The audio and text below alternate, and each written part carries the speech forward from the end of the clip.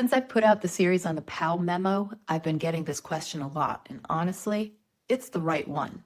If the Powell Memo was this powerful and it laid out a decades-long plan to undermine democracy and empower corporations, why didn't the Democrats do anything about it? Here's the truth. They knew. They just didn't fight. And I'm taking this opportunity to break it down. The memo was written in 1971 by Lewis Powell, and yes, it was private at first, but within a year it was leaked by journalist Jack Anderson and circulated publicly. So no, this wasn't some secret known only to elites. Democrats in Washington knew it existed. Labor leaders knew. Activists knew. Think tanks on the left knew. And some people did raise the alarm.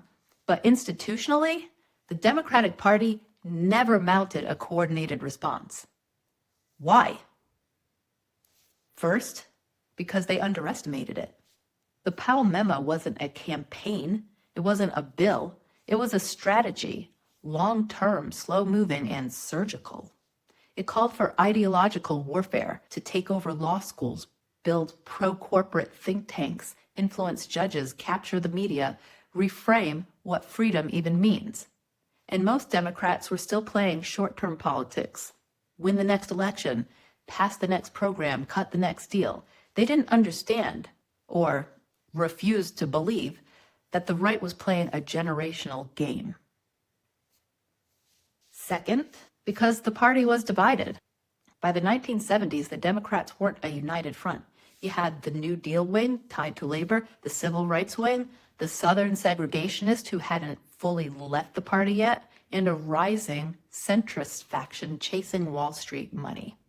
So when the Powell strategy came into view, there was no united resistance, just friction, drift, and a growing willingness to adapt to corporate power instead of confronting it. Third, and this is the big one, many Democrats embraced the same ideas.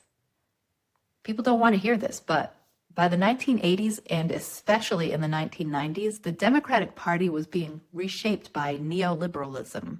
The idea that markets solve everything, government should be smaller, and public services should be privatized. That wasn't just Republican rhetoric. That was Bill Clinton's third way. It was welfare reform, NAFTA, mass incarceration, Wall Street deregulation. They weren't resisting Powell's memo. They were competing within it. So if you're wondering why the Democrats didn't shut this down when they had the chance, it's because too many of them decided to ride the wave instead of fighting against the current. Now, I'm not saying every Democrat supported this. That's not true. Not every Democrat supported what Powell wanted. The problem is the party, as an institution, never built a long-term counter-strategy, and that's how we got here. Here's the part that matters now. You know, you see the playbook, and that gives you the power to write a different ending. It empowers all of us to do that, because the next resistance movement won't come from the top. It'll come from the people who are done waiting for politicians to grow a spine. We build something better by knowing the history, organizing our power, and refusing to play by rules they wrote to keep us quiet. The Democrats didn't stop it, but we still can. Let's do it.